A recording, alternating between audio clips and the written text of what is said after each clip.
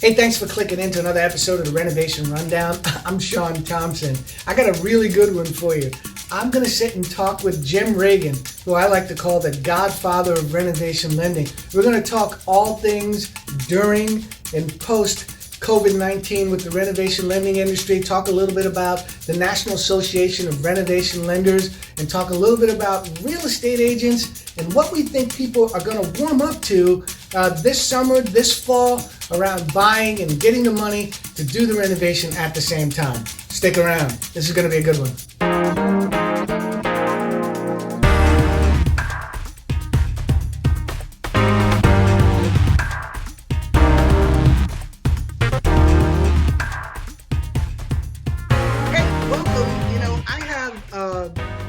Jim Ragan with me, and it's great to see you, Jim. You look fantastic, by the way. Thank you. It's good to be here. You look terrific too. All healthy and nice. Right. So, if renovation lending had a godfather, we're talking to him right now. And I like to say that about you, and I hope you don't mind. I don't But mind. Thank you. we all in the industry appreciate the pioneering and the paving of the way that you've done in your, not to date you at all, but 30 plus year, career. I hope you don't mind. So I know you said a little while ago you started in 88. You wrote your first 203K in 88, and I think I was still trying to get my first girlfriend in 88. So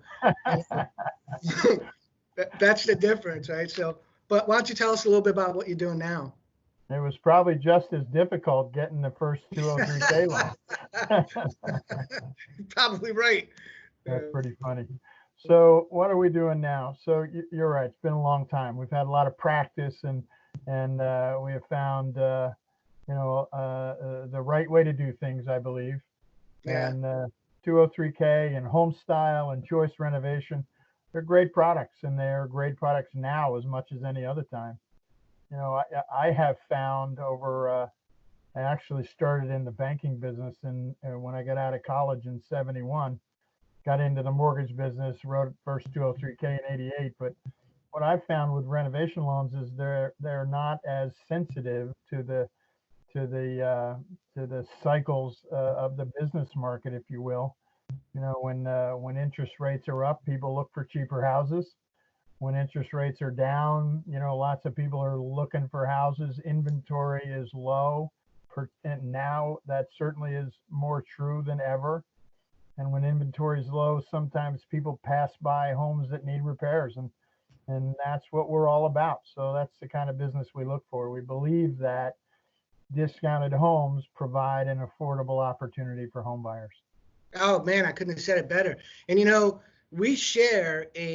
and I share a common group or association outside of Yep. our respective companies. And I'm going to talk a little bit about that. And that's the National Sure. Association of Renovation Lenders.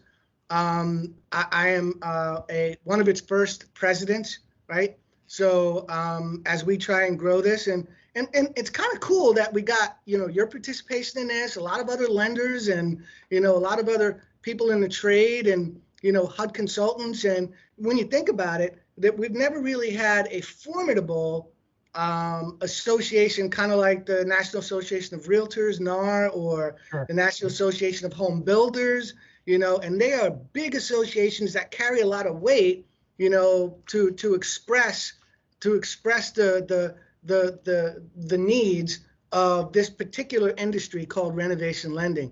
Yep. And I wanted to plug that up front, and I'm happy to have you as a member, and maybe you can sort of talk about what you think we can accomplish with NARL, or Sure. where you see that going, or how we can help. Or Sure. I think it's very important. And I think that there was an organization years ago, similar to the one we're putting together now. It went well for a number of years, and then it exited. But the important things, in my opinion, that you can accomplish are certainly first education. And in renovation lending, that's so important. It's not like other mortgage loans where you got hundreds of loan officers and they're out talking about interest rate and service. Renovation loans have added tasks. There are added processes that you have to really be very comfortable with. And it's not the kind of product that somebody can go out and say, yeah, no problem, I can do that.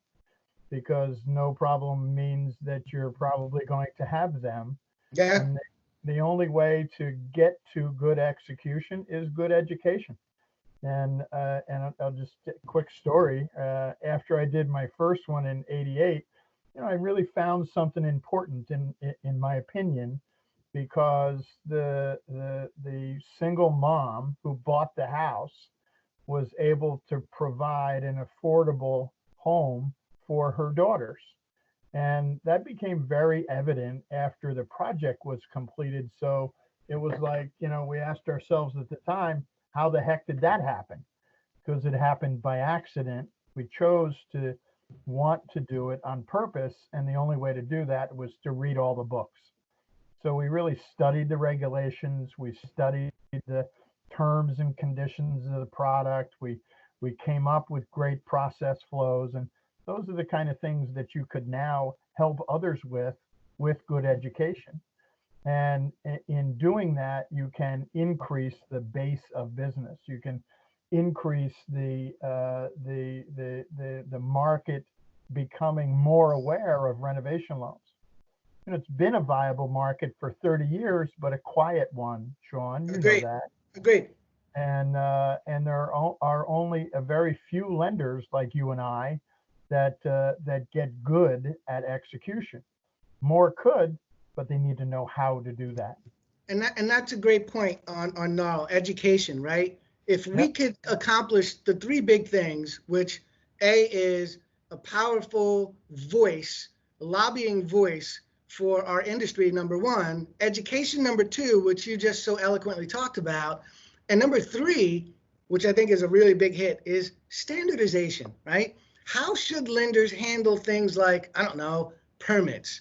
How should lenders handle things like the way that they communicate with HUD consultants and the role of the third-party inspections? And then how are we going to, as a group, deal with the GSEs and FHA? How should we communicate with them as a group? I think if we can accomplish those three things, which is really four things that I just talked about, if we can accomplish those things, we can really get this industry to a point where it's away from a unheard of boutique product and maybe married more so with the HGTV concept, a little bit more of a household name. People know that they can go out and they can buy a property being sold at a discount because of its condition and get the money to customize it the way they like. And if COVID-19 has taught us anything, is there are things about our houses that we probably would have done differently had we known we'd be locked in them for 60 days or more, right? That's for sure. I gotta tell you, the one point you made about lobbying is so important, and I'll again give you some example. In the mid 90s, when 203K was just gaining some traction, the chief architect at HUD, Ken Crandall, was charged with reinventing the program or rewriting some of the regulations around it. And what he did was bring in subject matter experts from the field. I was one of them, and he put together a lenders work group, and we met often over the period of about 2 years. And out of those meetings came Mortgagee Letter 9411, 9540, a number of them that, long story short, created the new processes of 203K being a direct endorsement processed loan. And it really changed the landscape considerably for the lenders who chose to get involved. In other words, you're jettisoned from the previous MIC cert process. Right. Yeah. Right. There was a big change. It became, an example at the time was, prior to this, you had to use a HUD employed consultant. And they were all, the retired guys who, were out of the architectural branch, if you will. And that made it a long process. Yeah. But then moving to the independent consultants who became approved changed that. Outsource the ability to outsource to a consultant to get that work done at a market rate at the time, and to have good service levels was very important, and it changed that aspect of the process flow. Yeah. Yeah, big work. And I know we've talked about that before, but you're right. The renovation lending industry as it is today we owe a lot to that pivotal moment, Yeah, to really getting, our government or our securities or our agencies to really understand, what it meant to close first, all yes. right, and then give the customer a chance to do the renovation that they want. You And know, yep, you're right. Those changes really got things going. We began to really get some good traction for 203K because the process became a little bit easier to handle. Some of there are some things that can change now that would be helpful as well. But in order to get some attention at HUD, I think the first thing is we need to encourage HUD to do something similar to what Ken Crandall did, and that's bring in a group of subject matter experts from the field. You need to be careful of allowing all the homework and decision making to be done at HUD without the input from the field, because you and I, certainly in dealing with salespeople and customers, understand what they're looking for and the things that we could create that would make the product a little bit better, but and not increase risk, make the process a little bit better and not increase risk. You can create more solutions, but I think there needs to be input from people like you and I. yeah, there's still work to be done there. I couldn't agree with you Sure. more.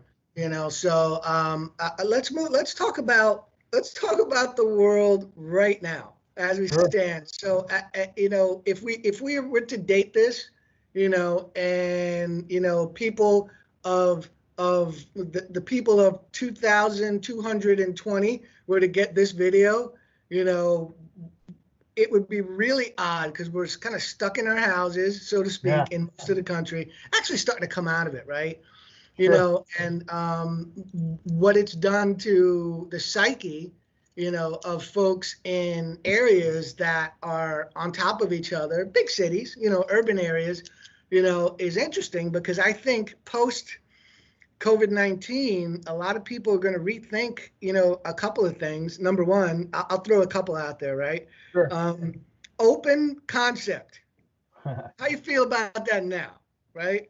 So you're stuck home with your three kids, and your college kids were forced to come home. Maybe you got your parents with you, and there's no rooms anymore. There's just floors of open space. Good luck with that, Yeah. right? No So kidding. people might rethink the open concept, which is probably not a bad idea. Having separate, spaces where you can shut the door and sort of be away from somebody. Outdoor spaces, right? If you got caught in this lockdown in a box inside of a big box, like a big building in New York City, you might be rethinking what you actually have as a living space. Yes. And the suburbs, or at least a place where you can go out and get some elbow room, may be a little bit more appealing to you. And lastly, I'll point out sort of kitchens and bathrooms and things like that. So, which are always in need of updating, but I think there'll be a demand from folks to change around, decor items, which is where all the money is. In Sure. renovation, it's in the finished products, right? So Yeah. I don't know. I don't know. How do you feel about that? Well, a couple of things. Number one, I think you put it in categories. I think you brought up some very key elements that are evident in the market today. I think the categories are how they differ from renovation loans in refinance and renovation loans in purchase business. In refinance, we're seeing our average loan amounts are up around $375,000.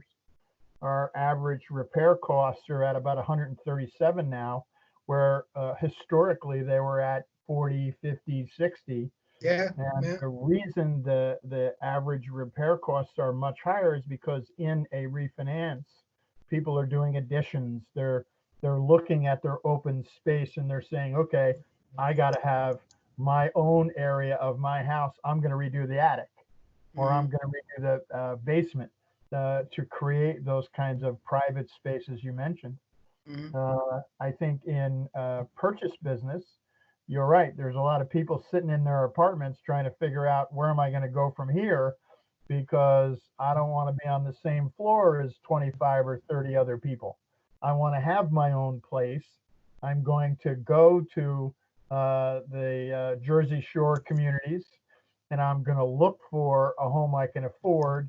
Well, what those people are going to find, because there's no new construction, and because there's so little inventory, the homes that they're going to find are older homes that need to be updated, that need some work, that need to be improved. And I think that this again, as a tough time, will be a good time for the renovation business. Yeah, and you brought up a really good point, and that is on the purchase side, what if I were like with my parents before COVID-19, and don't get me wrong, I love my parents to death, but if I had to be stuck in the house with them for 60 days, I might be thinking about getting my act together and moving out too. So, Yeah, I think there's a degree of that, right? Is folks that have waited to purchase that this may be the thing to push them over the hill, but they still need affordability, right? And they correct. still need customization, right? And that's what these products bring to the table. Inventory is light. Yep. So that's going to drive up prices. But what's been ignored are the properties being sold at deep discount because they may not be what you want or they may be in poor condition. The barrier there, we still have a hump to get over. And that hump to get over is our contractors and our real estate agents, who don't sing the praises of what you Right. could get if you shopped in that arena. You think Yes. that's going to change a little bit? You think we'll get more realtors and contractors warming up to renovation lending post COVID-19 because that's going to be seen as kind of an opportunistic way to get into what you want really quickly for a cheap price? I think it can happen because I think that they're open for that conversation. The challenge is getting people, again, people like you and I, to go out and talk to them about it. And I say that they're open because I've had many of those conversations with the referral partners that we deal with, and they are anxious to look at things that can give them additional affordable options for their home buyers. It can give them additional options for the people they list property for that are not going to spend ten or $15,000 on it before they sell it. And All right, so technical difficulties on video conference calls. I guess everybody's dealing with that, right? I So, think so. and you were on such a good roll about, the role of the real estate agent and whether or not they're going to warm up to this. So I want you to finish your thought on that, and then we'll go ahead and wrap up. Sure. I think it's such a key piece of the puzzle for us to get more realtors comfortable with the process of a renovation loan. And my opinion is that really comes in getting them comfortable right from the first sales conversation, where, certainly anybody can go to them and say, no problem, I can do this. But I think we have to have more conversation with the real estate community around how do you get started? How do you make the home buyer, prospective home buyer, comfortable with getting into the conversation about buying a home that needs some renovation? I talk to realtors all the time, and they talk to buyers all the time. And when they talk to a buyer about the kind of home they're dreaming about, then they take the buyer out to see those houses. And often it's homes they can't afford. So they get stuck in the first scene of Property Brothers for 6 months, right? That's right. That's right. So instead of that, why don't we talk to them uh, about looking at homes that may need to be updated? Let's have a first conversation that says, listen, here's what your budget is. if we're not able to find the home you're dreaming about in the budget, would you be willing to look at a home that needs a paint job and a new roof? And really just start with those kinds of conversations and help the realtors understand that's the way to get the buyer more comfortable as you begin to bring them into this kind of a space. And the end result is going to be you'll be able to find them a more affordable home ownership opportunity. That's a good point. It's a great point. I mean, by the way, those very same customers go out and go in the credit card debt to change the things about the home that you sold them anyway. Right. So what if you Exactly. could do that and show them the most affordable path to get it done as a real estate agent? You know, Yes. Now you're talking about creating customers for life and your own niche in the market. So, you know, I appreciate that. Hopefully realtors will Sure. pick up on this message, the few who do watch this. But I got to tell you, it's been a pleasure spending some time with you, Jim. You know, Well, thank you, Sean. I really appreciate everything you've done in this industry, everything you continue to do. You know, and I consider myself quite thankful and special to be able to get a chance to chat with you, you know, and have you bring some levity to what it is that we're trying to do in the National Association of Renovation Lenders as well. You know, so thank you again. It's definitely my pleasure. I appreciate you taking the time to talk with me a little bit today, and I'm always willing to contribute, and I hope that's helpful. All right, cool. Well, you and your family stay safe down there where you are. You too. All right, and we'll talk to you soon, Jim. Have a good one. Thank you.